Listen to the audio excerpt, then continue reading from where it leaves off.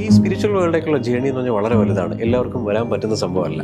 എല്ലാവരും കയറി പോകാനും ശ്രമിക്കുന്ന അതെ അതെ അതെ അതെ 7 തലങ്ങളെ കുറിച്ച് കൊടുത്തിട്ടുണ്ട്. So what would be that 7 തലങ്ങൾ? എന്താണത് 7 തലങ്ങൾ എന്ന് പറയുന്നത്?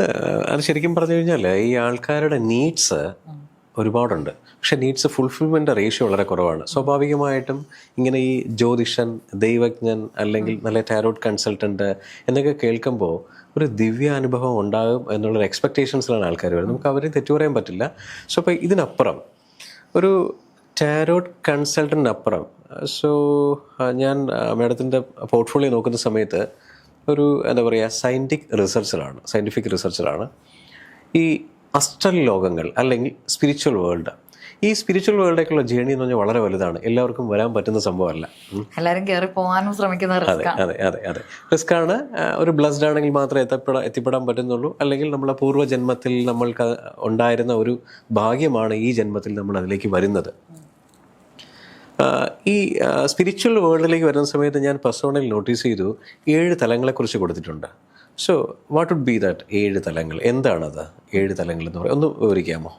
ഞാൻ എൻ്റെ മലയാളം ഓട്ടോബയോഗ്രഫി ഉണ്ട്. അത് പബ്ലിഷിംഗ് ഹൗസ് മുഖേന എൻ്റെ തന്നെ പബ്ലിഷിംഗ് ഹൗസാണ്. മൊത്തം ഇപ്പം സോഫാർ ഒരു റൊമാൻറ്റിക് നോവലുണ്ട് ഐ എം ലില്ലി എന്ന് പറഞ്ഞാൽ. അതുൾപ്പെടെ ഏകദേശം ഒരു 4-5 ബുക്കോളം പബ്ലിഷ് ചെയ്തിട്ടുണ്ട്. പിന്നെ നമ്മുടെ doctor Biju Sarada Padmanabhan ESV paranormal ചാനലിന്റെ സാറിന്റെ the divine echoes chronicles of Indian spiritual wisdom, ഈ ബുക്കും ഹസ്ബൻഡ് വിഷ്ണു സാറിന്റെ ബുക്കും എല്ലാം കൂടെ കൂട്ടി എനിക്ക് തോന്നുന്നു ലെസ് ദാൻ 10 ബുക്സ് ഈ ഒരൊറ്റ വർഷം എത്ര മാസമുണ്ട്, ഒരു 6 മാസം കണ്ടായിട്ടുള്ളൂ. എല്ലാം ഞങ്ങള് ഈ ബുക്കായിട്ടും പ്രിന്റ് ബുക്കായിട്ടും പേപ്പർ ബാക്കിയായിട്ടും വേൾഡ് വൈഡാ പബ്ലിഷ് ചെയ്തിരിക്കുന്നത്. കാര്യം നമ്മുടെ കമ്പനി എബ്രോഡ് ആയതുകൊണ്ട് എനിക്ക് വേൾഡ് വൈഡ് പബ്ലിഷ് ചെയ്യാൻ പറ്റും. അപ്പം ഇതിനകത്ത് ഏറ്റവും ഇമ്പോർട്ടന്റ് ആയിട്ട് കൊടുത്തിരിക്കുന്ന ബുക്കാണ് നമ്മളുടെ messages from the spirit world to psychic medium Teresa. English first ഇറങ്ങി. അതിന്റെ മലയാളം വെർഷനാണ് സ്നേഹപൂർവ്വ ആത്മാക്കൾക്കൊപ്പം തെരേസ എന്നുള്ള പ്രദീപ് കൈ പിടിച്ചിരിക്കുന്ന ഈ ഒരു ബുക്ക്. അതെ അതെ അതെ ഇന്നത്തെ ഒരു വലിയ നിയമമാണ്. നമ്മള് വേറൊരു പർപ്പസിനായിട്ട് ഞാൻ ഇവിടെ വന്നു, നമ്മൾ കാണുന്നു, പെട്ടെന്ന് ഇരിക്കുന്നു, സംസാരിക്കുന്നു എന്ന് പറയുന്നത് തന്നെ പ്രപഞ്ചം ഇടപെട്ട് നടത്തുന്ന ഒരു വലിയ കാണണം എന്നുള്ള സമയമായി. അതുകൊണ്ടാണ് അപ്പൊ ഈ ഒരു ബുക്കിന്റെ അകത്ത് 7 തലങ്ങളെ പറ്റി വളരെ വ്യക്തമായിട്ട് കൊടുത്തിട്ടുണ്ട്. അപ്പൊ നമ്മുടെ ആത്മാവ് അല്ലെ, നമ്മൾ കാണുന്ന ഫിസിക്കൽ എക്സിസ്റ്റൻസ്, ഇതിനപ്പുറം എന്തുണ്ട്? നമ്മുടെ ആത്മാവുണ്ട്. സ്ഥൂല ശരീരവും സൂക്ഷ്മ ശരീരവും. അപ്പൊ ഈ സൂക്ഷ്മ ശരീരം നമ്മുടെ ശരീരത്തിൽ നിന്നും ആത്മാവ് വേർപെട്ട് കഴിയുമ്പോൾ എന്ത് സംഭവിക്കുന്നു? എന്താ സംഭവിക്കുന്നത്?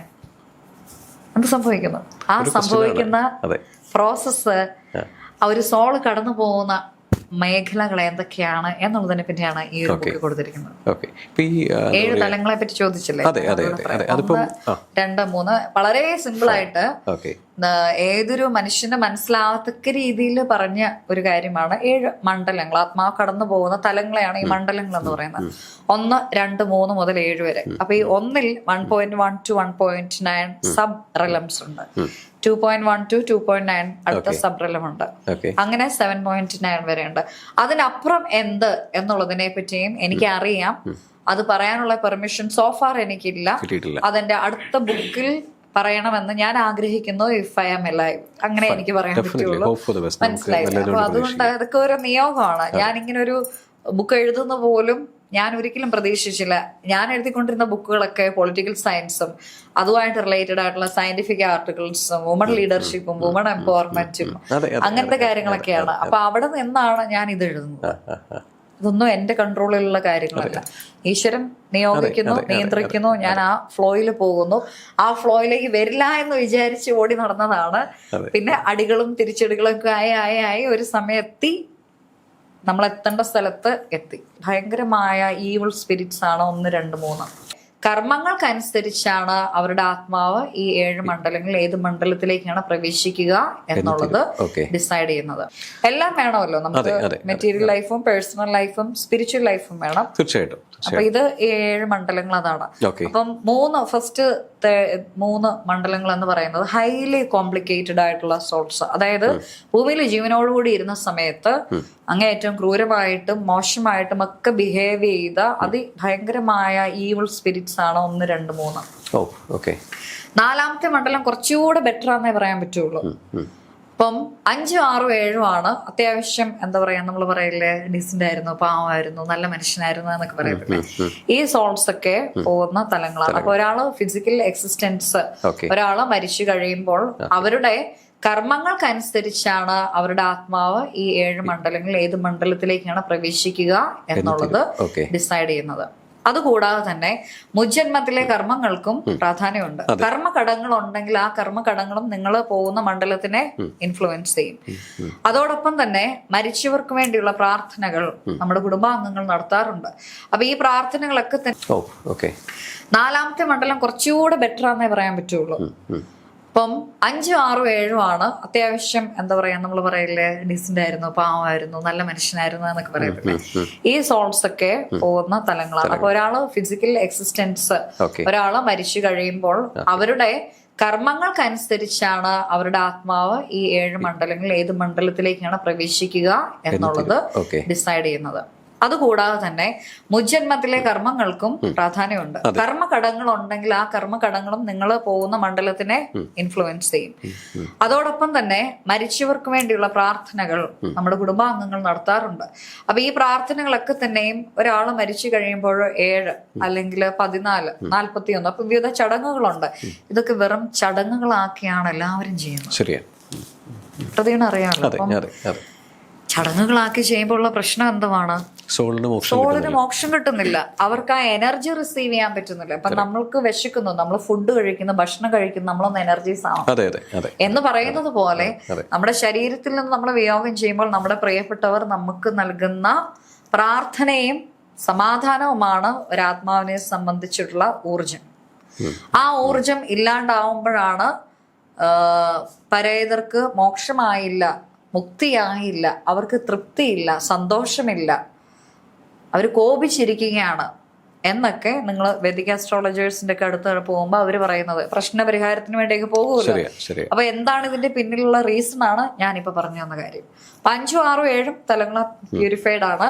ഫോർ എക്സാമ്പിൾ ഇപ്പൊ ഈ 1, 2, 3 സോൾസ് എന്നൊക്കെ പറയുന്നത് ഹൈലി കോംപ്ലിക്കേറ്റഡ് ആണ്. ഇപ്പോ guardian of the spirit world and 7 realm എന്നും പറഞ്ഞ എന്റെ വെബ്സൈറ്റ് നോക്കിയാൽ അറിയാം. ഞാൻ പടം വരയ്ക്കുന്ന ആളെ അല്ല. എന്നാൽ ഒരു സുപ്രഭാതത്തില് കുറച്ച് വർഷം മുമ്പ് ഞാൻ ഹസ്ബൻഡിനോട് പറഞ്ഞു, ഡാഡി എന്നാണ് പുള്ളിനെ വിളിക്കുന്നത്, ഡാഡി എനിക്ക് പടം വരയ്ക്കണം. അപ്പൊ പുള്ളി എന്താ പടം വരയ്ക്കണം? അത് പടം വരയ്ക്കണം, ക്യാൻവാസ് വേണം, അക്രൈലിക് പെയിന്റിംഗ് ആണ്. അപ്പൊ അക്രൈലിക് എന്താന്ന് കൂടെ പുള്ളിക്ക് അറിയില്ല. കാര്യം പുള്ളിക്ക് എന്നെ അങ്ങനെ ചിന്തിക്കാനേ പറ്റുന്നില്ല. ഓഫ് കോഴ്സ് സ്റ്റാർ കൺസൾട്ടന്റ് ആണ്, സോളോ ആയിട്ട് കമ്മ്യൂണിക്കേറ്റ്. പടം വരനെ പറ്റി എനിക്കും ഒരു ധാരണയില്ല, അദ്ദേഹത്തിനും ഒരു ധാരണയില്ല. അപ്പം ആദ്യം വാട്ടർ കളർ ട്രൈ ചെയ്യോ, എനിക്ക് പറ്റില്ല എന്ന് മനസ്സിലായി. ഞാൻ പറഞ്ഞു ഇതല്ല വേറെ എന്തോ ഉണ്ടെന്ന് പറഞ്ഞു. ഏഞ്ചൽ റോബോട്ടിക് റീഡിംഗ് ആണോ? ഏതാ? ഏഞ്ചൽ റോബോട്ടിക് റീഡിംഗ് ആണോ? അല്ല, ഇത് ഞാൻ പെയിന്റിങ്ങിനെ പറ്റിയാ പറയുന്നത്. അപ്പം പെയിന്റിങ്ങിന് വേണ്ടി ഇദ്ദേഹത്തിനോട് പോയി ക്യാൻവാസ് വാങ്ങിച്ചുകൊണ്ട് വരാൻ പറയുന്നത്. എന്റെ ജീവിതത്തിൽ ഞാൻ വരച്ച പെയിന്റിംഗ് ആണ് നമ്മുടെ spirit world, guardian of the spirit world and the 7 റെലംസ്. അപ്പൊ നമ്മള് ഈ അവതാർ സിനിമയൊക്കെ ഈ നീല കളറില് വേഷഭൂഷാദികളൊക്കെ ആയിട്ടുള്ള ആളുകളുടെ ഇമേജ് ആണ്. ആ പെയിന്റിങ്ങില് വെബ്സൈറ്റിൽ നിങ്ങൾ എടുത്ത് സൂം ചെയ്ത് നോക്കി കാണാം, റൈറ്റ് സൈഡിൽ ഒരു ഫേസ് ഉണ്ട്, സിമിലർ ടു ഈ പറയുന്ന അവതാറിന്റെ അങ്ങനത്തെ ഒരു ഇതുണ്ട്. ഇത് വരച്ചിട്ട് അന്ന് ഈവനിങ് 45-46 മിനിറ്റ് ആണ് ഞാൻ എടുത്തത്. അപ്പൊ ഞങ്ങളുടെ താമസിക്കുന്ന വീടിന്റെ ഹൗസ് ഓണർ ഉണ്ട്, അദ്ദേഹം വന്നു നോക്കുമ്പോ ഞാൻ പെയിന്റിങ് ചോദിച്ചു, കാത്തു തരേന്ന് ചോദിച്ചു, വാട്ട് ആർ യു ഡൂയിങ്?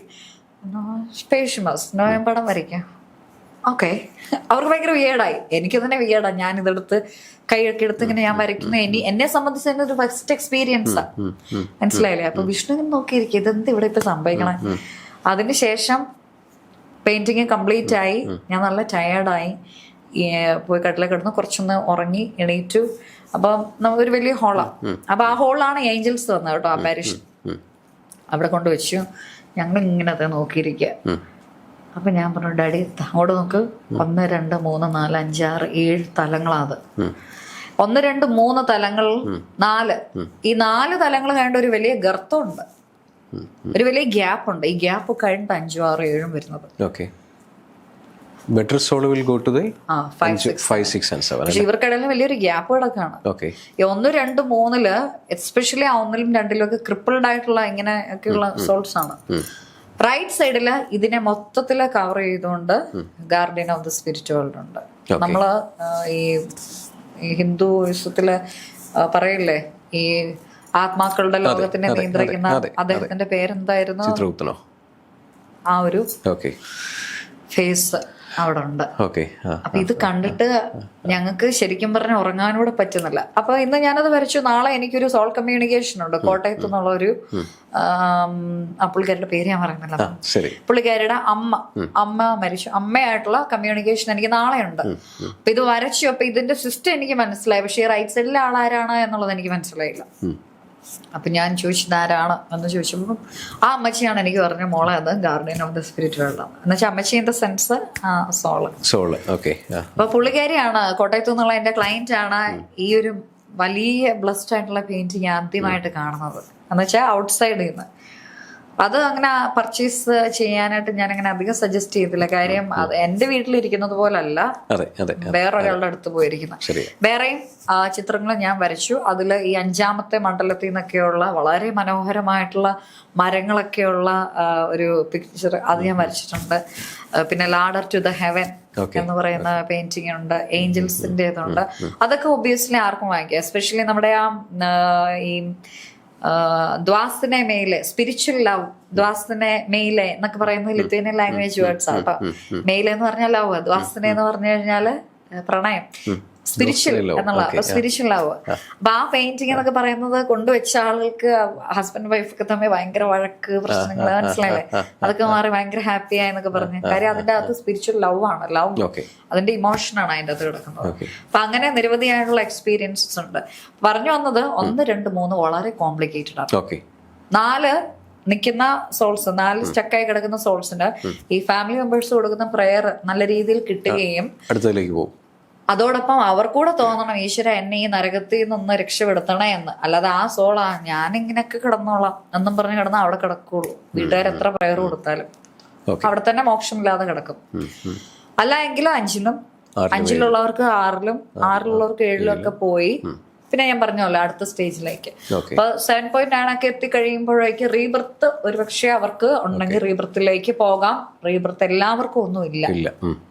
ചില ആളുകളുടെ കേസില് ഫൈനൽ, എന്റെ ഇതിപ്പോ ഫൈനലാണ്, ഹ്യൂമൻ ഫോമിൽ എന്റെ ഇത് ഫൈനലാണ്. ഇനി ഞാൻ തിരികെ ഇങ്ങനെ വരില്ല.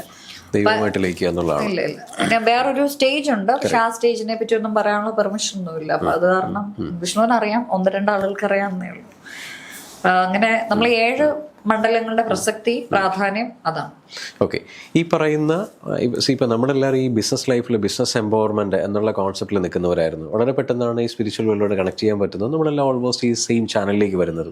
സോ ബ്ലെസ്ഡ് ആയിരിക്കാം. മേ ബി കഴിഞ്ഞ ജന്മത്തിലുണ്ടായിരുന്ന, എന്റെ കേസാണെങ്കിൽ പ്രീവിയസ് ബർത്തിലും ഇങ്ങനെ ഒരു ജീവിതം ഉണ്ടായിരുന്നു, അതിന്റെ ഫുൾഫിൽമെന്റ് ഉണ്ട്. പിന്നെ ഇപ്പോഴത്തെ ടാസ്ക് എന്ന് പറയുന്നത് യഥാർത്ഥത്തിൽ എന്റെ അമ്മ, ഇപ്പൊ എന്റെ മദർ ത്രേസ്യാമ്മ വർഗീസ് ചങ്ങനാശ്ശേരി ഇരിപ്പുണ്ട്. മമ്മി അല്ല യഥാർത്ഥത്തിൽ എന്റെ ഈ ജന്മത്തിലെ അമ്മയായിട്ട് വരേണ്ട ആള്. എന്റെ യഥാർത്ഥത്തിലെ അമ്മേനെ ഞാൻ കഴിഞ്ഞ വർഷം നേരിട്ട് കണ്ടു. അപ്പോ ഫ്രാക്ചർ ഒക്കെ ആയിരുന്ന സമയത്ത് എന്നെ കെയർ ചെയ്യുകയും എനിക്ക് ഫുഡ് ഉണ്ടാക്കി തരികയും ഇപ്പോഴും അങ്ങനെ തന്നെയാണ്. അപ്പൊ യഥാർത്ഥത്തിലെ അമ്മ അതാണ്. അപ്പൊ 3 ഓപ്ഷൻ ഉണ്ടായിരുന്നു. ഈ 3 ഓപ്ഷനിൽ ഈശ്വരൻ കൽപ്പന ചങ്ങനാശ്ശേരിക്ക് പൊക്കോ എന്നുള്ളതായിരുന്നു. അപ്പൊ അങ്ങനെയാണ് എന്റെ മമ്മയോട് ഇതൊക്കെ പറഞ്ഞു. മമ്മ പറയാം, ആഹാ ആരാത് മനസ്സിലായി.